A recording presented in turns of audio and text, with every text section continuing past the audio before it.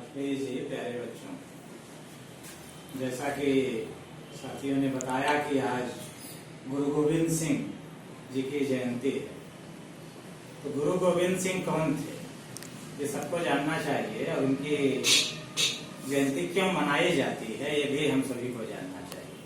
तो गुरु गोविंद सिंह सिख समुदाय के, सिख धर्म के 10वें गुरु। इनका जन्म आज ही के दिन 1666 ईस्वी में हुआ, पटना शहर में। पटना बिहार में की राजधानी है, तो वहां पर हुआ था। और 1675 में जब इनके पिता गुरु तेग बहादुर जी का स्वर्गवास हो गया, तो इसके बाद इनको सिख धर्म के अनुयायियों ने अपना गुरु बना लिया। उस समय देश में मुगलों का शासन था, औरंगजेब मुगल शासक था। तो उसका केवल एक ही मिशन था कि कोई भी अन्य धर्म का व्यक्ति उस धर्म में न रहे, वह अपना धर्म छोड़ के सारे के सारे मुसलमान बन जाए। उसका एक ही उद्देश्य था। इसलिए वह सभी धर्मों के अनुयायियों को जबरन मुसलमान बनाने का प्रयास कर रहा था। उसके खिलाफ गुरु गोविंद सिंह खड़े हुए और 14 लड़ाइयां लड़ी। लेकिन जब देखा कि इतनी लड़ाइयों के बाद भी वह जहां पर कुछ लोगों को पाता था, निरीह दूसरे धर्म के लोगों को, तो उनको जबरन मुसलमान बना देता था। तो इन्होंने कहा कि अब हमारे धर्म में केवल सैनिक रूप में ही लोग रहेंगे। तो उन्होंने सोचा कि हमारे जितने भी अनुयायी हैं सब सैनिक बन जाएं। तो इसीलिए 1699 में उन्होंने खालसा पंथ एक अलग धर्म बनाया, और उसकी जब शुरुआत की तो पूरे अपने अनुयायियों की एक सभा की आनंद साहिब में, अमृतसर में, और उसमें से कहा कि हमें पंच प्यारे चाहिए। पंच प्यारे तुम लोग सुनते होगे, अभी सब लोगों ने भी बताया, तो वो बता देते हैं कि उस सभा में उन्होंने कहा हमको पंच प्यारे मतलब 5 आदमी ऐसे चाहिए जो अपना जान दे सकते हैं। तो और मैं उसकी जान यहीं पर लूंगा, सभा के बीच में, मंच पर। तो सारे लोग भौचक्के रह गए। उसमें से एक दयाराम नाम के एक आदमी, युवक खड़ा हुआ और उसने कहा कि मैं अपनी जान दूंगा। तो गुरु गोविंद साहब उसको ले करके मंच के पीछे गए अपनी तलवार लेकर, और वहां पर एक उन्होंने बकरा पहले से रख रखा था, उसका गला तेजी से काटा तो बाहर छपाक की आवाज आई और उनके तलवार में खून भी लग गया। जो बंदे को ले गए थे दयाराम को, उसको वहां पर ही रहने दिया और अपनी नंगी तलवार लेकर के, उसने खून से लथपथ तलवार लेकर सभा में फिर उपस्थित हुए। कहे अब हमको दूसरा प्यारा चाहिए।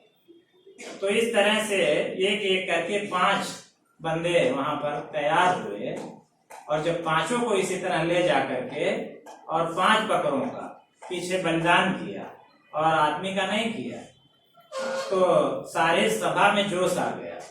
और तब जाकर के उन्होंने एक पात्र में पानी और चीनी का घोल बनाया और उसको अमृत नाम दिया।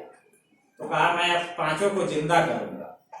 और फिर उन 5 को लेके पात्र गए और अंदर वही पिला के, और पिला के वो मरे तो थे नहीं, तो उनको सबको लेके आए। और तभी से उन्होंने ये अनिवार्य कर दिया। तो सभा में पूरा जोश आ गया और सब ने कहा कि अब हम सब लोग खालसा पंथ में ही सम्मिलित होंगे। तो उन्होंने 5 चीजें, कृपाण, एक कड़ा, कटार, ये सब चीजें अनिवार्य कर दिया। कच्छा और केस उन्होंने बाल इसलिए कर दिया कि हमेशा तैयार रहिए युद्ध के लिए। कभी आपको दाढ़ी मूंछ ये सब बनाने की रहेगी तो फिर आदमी उसी में लगा रहेगा। तो इसलिए ये सब चीजें उन्होंने वो कर दिया कि ये सब कुछ नहीं करना, हमेशा सैनिक की तरह 24 घंटे रहना, तब अपने धर्म की रक्षा होगी। तो इस तरह से किया। लेकिन जो मुगल शासक औरंगजेब था वो इनके पीछे ही पड़ा रहा। उसी बीच उसने इनके 2 पुत्रों को जिंदा दीवार में चुनवा दिया कि यदि तुम लोग मुसलमान धर्म स्वीकार कर लो तो ठीक, और नहीं तो जिंदा इसी में चुनवा देंगे। तो उन सबने नहीं माना। वो 14 साल 16 साल के बच्चे थे और जिंदा ही दीवार में जुड़वा दिया और वो उसी में खत्म हो गए। इसके बाद 1705 में जब औरंगजेब समाप्त हो गया, खत्म हो गया, उसकी मृत्यु हो गई, तो गुरु गोविंद साहब तब भी लड़ते रहे और मुगल शासकों को परास्त करते भी रहे। लेकिन उसी में एक अफगानिस्तान, जो अब इस समय अपने देश में नहीं है, वहाँ का एक अफगान शासक था जो मुगल सल्तनत के ही अधीन था, जरीब खान। उसने 2 अफगान सरदारों को इनके पीछे लगा दिया कि अब इनसे सामने से लड़ाई में हम लोग नहीं जीत सकते हैं, तो इनको गुप्त रूप में या धोखे से मारा जाए। तो वो दोनों सरदार ये अपने धर्म का ही प्रचार प्रसार करने महाराष्ट्र नांदेड़ एक जगह है, वहाँ पर गए हुए थे। वहाँ पर ही धोखे से इनको, जब ये विश्राम कर रहे थे, तब इनको मार दिया 1708 में। तो इस तरह से 42 वर्ष केवल इन्होंने अपना जीवन जिया। लेकिन उसी में जो सिख समुदाय, आज सभी लोग देख रहे होंगे कि पूरी दुनिया में सिख समुदाय का जलवा है। जहाँ भी वो रहते हैं परिश्रम से कमाते हैं और किसी के सामने कभी कोई ये नहीं देखा होगा कि कोई सिख भीख मांगता दिख जाए। अपने देश के साथ कनाडा, ऑस्ट्रेलिया, इन सब में सिखों की बहुत ज़्यादा आबादी है। कनाडा में तो 30% से अधिक सिख धर्म के लोग, और सब पंजाब हरियाणा से जा के बसते हैं। तो वो जहाँ पर भी रहते हैं बहुत ही परिश्रम करते हैं और परिश्रम से कमाते और खाते हैं। न कभी चोरी करते हैं और ना ही कभी भीख मांगते।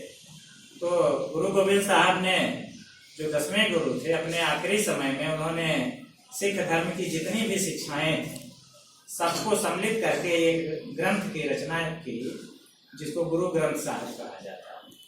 और आगे के लिए ये कह दिया कि चूंकि मुगल शासक जो सिख धर्म के मेन होते थे, प्रमुख, उनके पीछे पड़े रहते थे, इसलिए उन्होंने कहा कि अब कोई व्यक्ति सिख धर्म का धर्म गुरु नहीं बनेगा, बल्कि यही जो ग्रंथ है यही धर्म गुरु है।